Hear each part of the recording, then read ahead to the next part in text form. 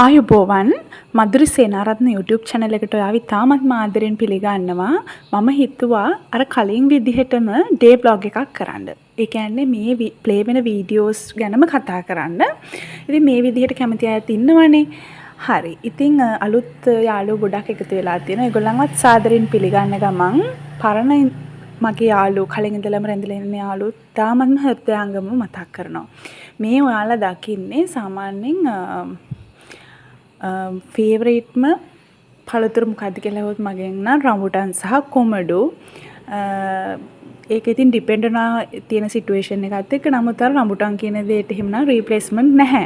ඉතින් ඒ නිසා හස්බන්ඩ් ඔය වගේ ඇති වෙන්නම අරගෙන ආවා. යා සාමාන්‍යයෙන් හැම අවුරුද්දෙම ওই විදිහට අරගෙන එනවා. ඉතින් මේ ගෙදර ඉන්නකොට නම් ඉතින් අර ගහට නැගලා කඩාගෙන එහෙමනේ අපි කන්නේ. මට මතකයි. රම්බුටන් ගහේ අපි එක එක අතු බෙදාගෙන පවා ඉන්නවා මේ රම්බුටන් කාලේට. ඉතින් සමහර අයට නම් ඒ අර උෂ්ණ අධික මේ පළතුරක් නිසා එක එක ඉෆෙක්ට්ස් එන්න පුළුවන්. මට නම් එහෙම ප්‍රශ්නයක් නැහැ. ඉතින් අපි ওই විදිහට එදා ඉතින් රම්බුටන් වල රස බැලුවා. ඉතින් ඔය ගෙදර දැන් අර ඉස්සර vlogs වල වගේ හරිම පිළිවෙල තියෙන ගෙදරක් බලාපොරොත්තු වෙන්න බෑ. මොකද පේනවනේ කවුද ඉන්නේ කියලා. ඊට පස්සේ දවසේ අපේ පුතාගේ අවුරුදු 1මාරේ බර්ත්ඩේ එක. ඉතින් එහෙම ලොකු දේවල් කරේ නැහැ. නමුත් අර ඒක සෙලිබ්‍රේට් කරන්න ඕනේ ලස්සන මතකයක් ඉඳලා කිරිබත් හදලා චූටි කේක් එකක් ගෙනහලා බබාටත් පුංචි දේවල් ටිකක් ඉතින් ඔය සෙල්ලම් බඩුවක්. එතකොට එයාට අපි ටිකක් ඇඳුම් එහෙම අරගත්තා. ඔය විදිහට අපි තුන්දෙනාත් එක්ක එකතු වෙලා ඒකත් චූටියට සෙලිබ්‍රේට් කරා. මේ දවස් ඇවිල්ලා පොය දවස. ඉතින් පොයට අපි චුට්ටක් එළියට ගියා. ඒව නම් අපිට එහෙම vlog කරන්න බැරි වුණා. ඇසල පොය දවස් ඇත්තටම. ඇසල පොය දවසේ අපේ බබා යන ඩේ කෙයා එකේ ඒ ස්කූල් එකේ මොන්ටිසෝරි එකයි ස්කූල් එකේ එක පර්ෆෝමන්සස් තිබ්බා ළමයින්ගේ. ඊට අමතරව ඉතින් අපි චුට්ටක් අර එළියට ගිහිල්ලා ආවා. කාර්යබහුල ජීවිතේ අපි තුන්දෙනාම එකටම හිටපු දවසක් ඉඳලා ඒ දවස ගොඩාක් ලස්සනට ගෙවුණා.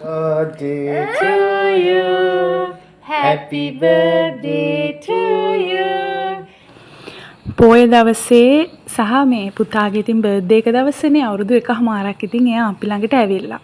මේ ලෝකෙට ඇවිල්ලා. ඉතින් ඒක හරිම සතුටට කාරණයක් නේ. ඉතින් අපි තුන්දෙනාත් එක්ක උදේට කිරිබත් කාලා, දවල්ටත් බත් ගෙදර හදලා එහෙම කාලා ඉතින් හවස ඇවිදින්නත් ගියා. එක එක දේවල් ඉතින් අපි කනවනේ. ඒ නිසා රෑට නම් උයන්න බැරි වුණා. ඒ නිසා අපි කොත්තු තමයි රෑට කෑවේ. කොච්චර මේ දේවල් මිනිමයිස් කරනවා කියලා හිතුවත් ඒවම තමයි ඉතින් කන්නේ. පුතාට නම් වෙනමම කෑම හැදුවා. ඉතින් එයාට අපි තාම මේ දේවල් නෙමෙයි. ඉතින් කොහොමත් මේ දේවල් හොඳ නැහැනේ කාට උනත්. බබාට ඉතින් ওই විදිහට බත් හදලා පරිප්පු හැදුවා. ඉතින් අර ඔයාලට මතක ඇති අර කලින් වීඩියෝස් වලත් අර පිටිපස්සේ තියෙනවනේ ලොකු ගලක්. ඒක හරි පිරිසිදුයි. ඒකේ අපි නිකන් පික්නික් එකක් ගිහිල්ලා වගේ තේ බොනවා. එක එක දේවල් අරගෙන ගිහිල්ලා අපි හවසට කතා කර කර ඉන්නවා අපි තුන්දෙනා. සහ අපි දෙන්නා ඊට අමතරව ඉතින් මේ ගල එක එක දේවල් වලට පාවිච්චි කරනවා. රෙදි වේලන්න, සපත්තු වේලන්න, මිරිස් වේලන්න. එක එක දැන් කිචන් එකේ වාජන හොඳට අර මේ අවුවට අල්ලලා වේලා ගත්තාම අර හොඳයි නේද හොඳට පිරිසිදු වෙනවනේ. ඉතින් ඒවට එක දේවල් වලට මේක පාවිච්චි කරන්න පුළුවන්. ඉතින් එහෙම අපිරිසිදුකමක් නැහැ. ඒ කියන්නේ හොඳට අර හේදිලා එහෙමනේ තියෙන්නේ. ඒ නිසා ඉතින් මේ හොඳට අර ඉක්මනට රෙදි ටික වේලෙනවා. ඒ කියන්නේ දැම්ම පරක්කුවට වේලෙනවා. මොකද හොඳට රත් වෙලානේ තියෙන්නේ ගල.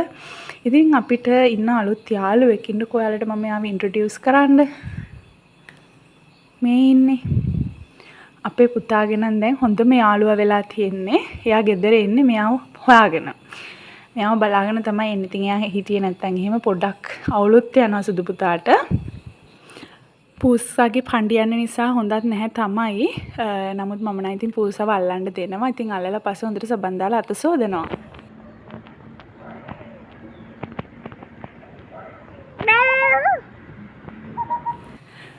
මේ පාස් වෙච්ච සති කිහිපෙම ඉරිදා කියලා කියන්නේ හොඳට ඉර පායපු ලස්සන දවසක්. ඒ හින්දා සියලුම සේදීමේ වැඩ අස්පස් කරන වැඩ ටික එලෙවල් කොප්පල සුද්ධ කරන ඒවා, රෙදි සෝදලා වේලන ඒවා, සපත්තු වේලන ඒවා, එතකොට පාපි සිය හැම දෙයක්ම සෝදලා වේල ගන්න දේවල් ඉරිදා තමයි කරේ.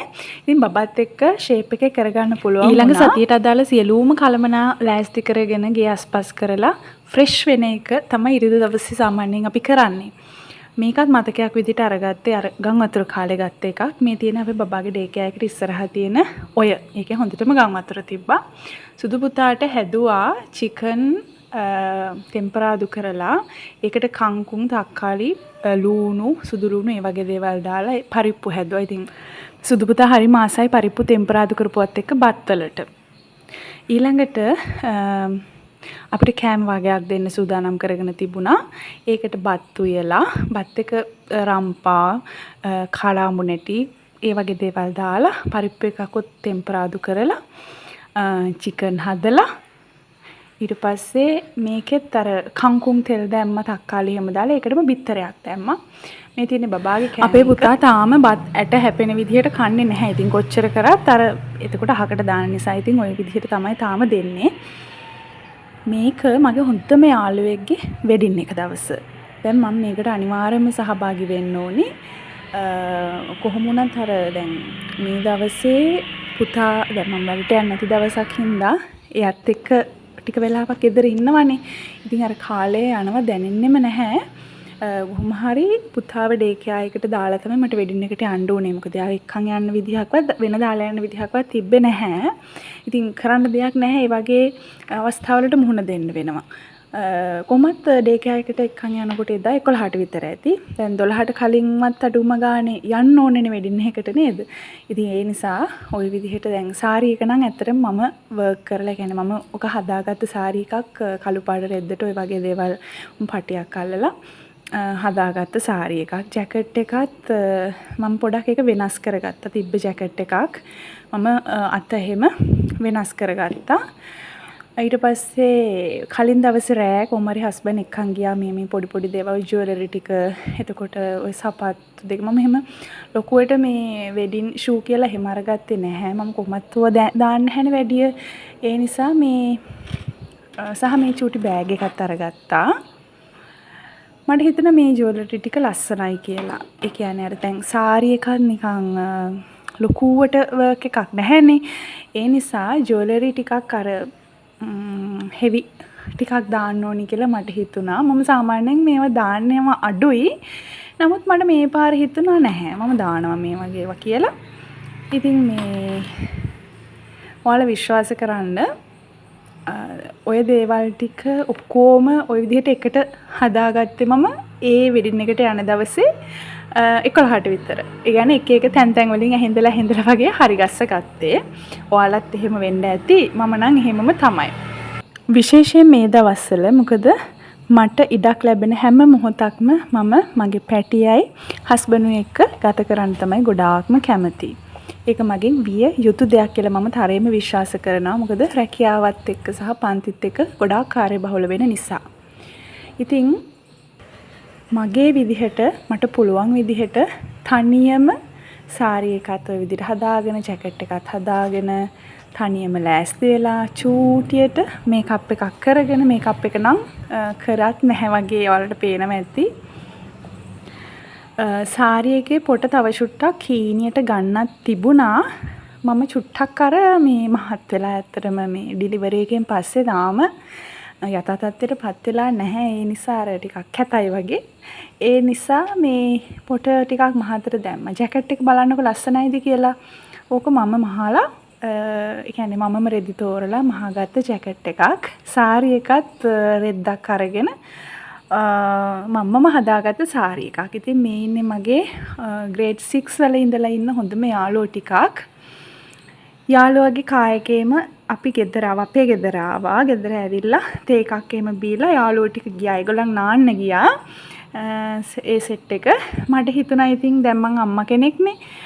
ඒ හම්බ වෙන වෙලාව යාළුවොත් එක්ක විනෝද වෙන එකත් හොඳයි. එහෙම තිබ්බනම් හොඳයි. නමුත් ඉතින් මගේ චූටි පැටියාව මට මතක් වෙනවනේ. ඒ නිසා මම තීරණය කරා මේ ඒ මොහොතත් අපි තුන්දෙනා එකට මේ විදියට ලස්සනට ගත කරොත් හොඳයි කියලා. මොකද මේ මොහොතේ ජීවත් වෙනවා තරම් සුන්දර දෙයක් තවත් නැහැ නේද? මොකද අපි නොදකින අනාගතයක් වෙනුවෙන්වත් අපි පාස් කරපු අතීතයක් වෙනුවෙන්වත් අපේ කාලේ නාස්ති නොකර මේ වර්තමානයේ මේ මොහොතේ ජීවත් වෙන එක සතුට බෙදා ගන්න එක හොඳයි කියලා මම විශ්වාස කරනවා.